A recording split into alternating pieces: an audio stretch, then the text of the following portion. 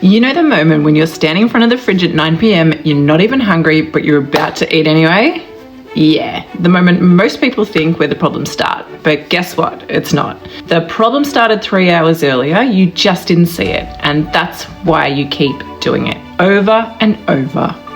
I'm going to show you exactly what triggers emotional eating and how to stop it before it even starts. So stay with me. Hey, I'm Jackie and I've been helping women break free from emotional eating for over 20 years. And here's what I know. You don't have a willpower problem. You don't have a discipline problem. You have a trigger problem. See, emotional eating doesn't start when you open the fridge. It starts way before that, with something called a trigger. And once you learn to recognize your triggers and interrupt them, emotional eating loses its grip on you. And that's what we're looking at today. So there are 4 types of triggers that make you eat, how to spot them before they control you, and the 5 ways to interrupt them. And by the end of this video, you'll have a completely different understanding of why you emotionally eat, and more importantly, what to do about it. So let's go. Okay, so what's a trigger? A trigger is anything that sets off the emotional eating cycle. And the cycle looks like this. Something happens, you feel something, you want to eat, so you eat. Trigger, emotion, urge, eat.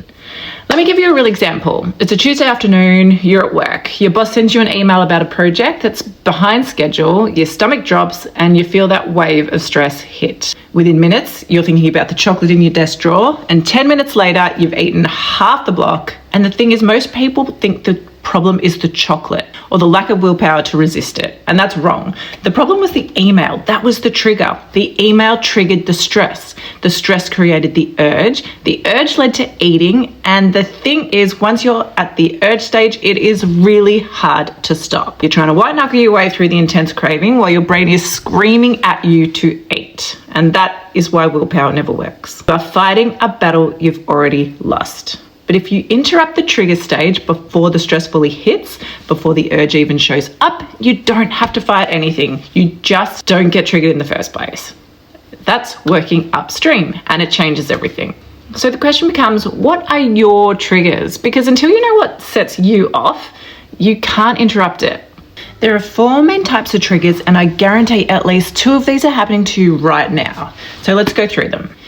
So the first type is situational triggers. These are specific situations that always lead to eating. And for a lot of women, it's coming home from work. You walk through the door, you drop your bag, and before you've even changed your clothes, you're in the kitchen. Not because you're hungry, but because there's a pattern. Or maybe it's Sunday evenings. The weekend's over, work starts tomorrow, and you feel that dread creeping in, so you eat. Or family gatherings, you're around certain people in certain environments, and boom, emotional eating. These are situational triggers. Same situation, same response every single time. So what's yours? Now for the second type are emotional triggers. These are feelings that trigger eating. And the number 1 emotional trigger is stress, hands down. If I had to pick one emotion that drives emotional eating for women, it is stress. But it's not just stress. There's boredom, loneliness, sadness, anxiety, feeling overwhelmed, feeling unappreciated. All of these are emotional triggers. And here's what happens. You feel the emotion, it's uncomfortable, and food makes it go away temporarily. So your brain learns emotion equals eat over and over until it's automatic. You don't even think about it anymore. You just feel stressed and suddenly you're eating. Now the third type is time-based triggers. Now these are specific times of the day or week for a lot of people. For a lot of people, it's 3 p.m. The afternoon slump hits, energy crashes, and you want something to pick you up. Or it's late at night, everyone's asleep, the house is quiet, and you're standing in the kitchen eating things you don't even want. Could be the weekends, specifically a Sunday evening, that pre-Monday dread. These are time-based triggers, same time, same pattern. So what time of day do you always want to emotionally eat? Now the 4th type are people triggers. This one's hard to admit, but it is very real. There are specific people in your life who trigger emotional eating. It could be your mum. Every time you talk to her, you feel criticized or not good enough, and after the call you ate. Maybe it's your boss. They're super demanding, they're never satisfied, and after every interaction, you just want food. There could be a certain friend who always makes you feel less than. These are people triggers. And look, I'm not saying these people are bad. I'm saying the dynamic between you and them creates stress or emotions that lead to eating. And once you recognize that, you can prepare for it. So those are the 4 types: situational, emotional, time-based, and people. And what I want you to do right now is think back to the last 5 times you emotionally ate. And for each time ask yourself, what was the situation? What emotion was I feeling? What time was it? Was there a specific person involved? Write them down. Seriously, just pause the video if you need to, because once you begin to see the pattern, you can't actually unsee it. And that is when the power shifts back to you. So now you might be thinking, okay, Jackie, I have like 20 triggers. What do I do with that? Here's what you don't do. You don't try and fix them all at once. That is completely overwhelming and you will give up. Instead, you pick your top 3.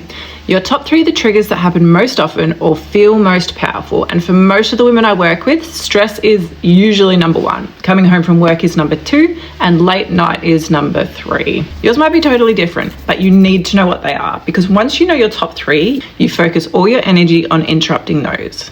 Not all 20, just 3, and once you master those 3, the rest become easier. So pause right now, look at your list and circle your top 3, because those are your targets.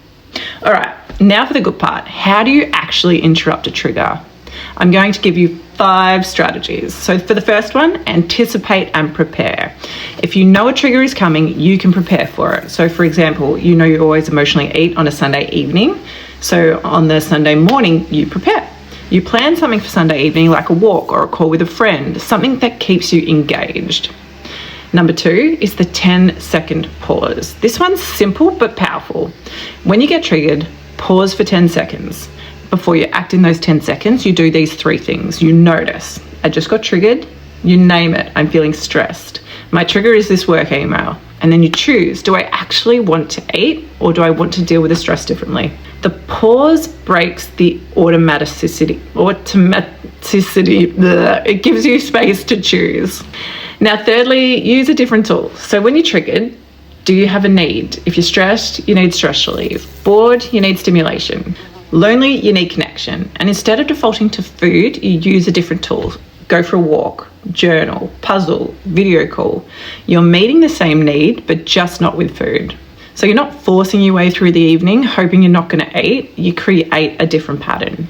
So the 4th strategy is removing the trigger. If you're driving past a certain restaurant that triggers you, take a different route. If being in the kitchen triggers mindless eating, don't hang out in there. If you can remove it, do it. And for the 5th strategy, change your response. For triggers you can't actually remove, change how you respond.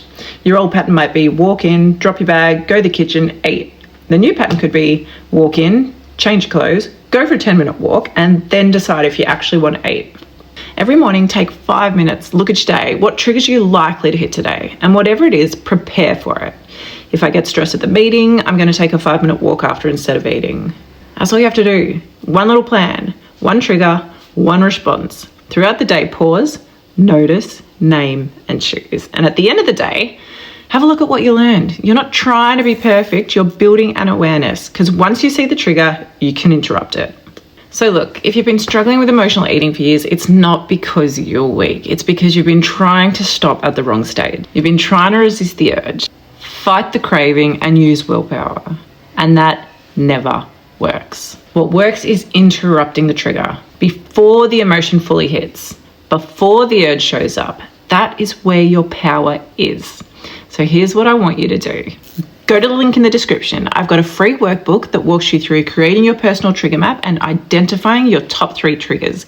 Download it, fill it out, and start practicing the 10-second pause. And if you want the full program, my 28-day Stop the Binge Guilt Cycle program, that link's there too. It takes everything we've covered today and gives you the complete system. But either way, start with the workbook, because once you know your triggers, everything can begin to change. So thanks for watching, and I'll see you in the next one.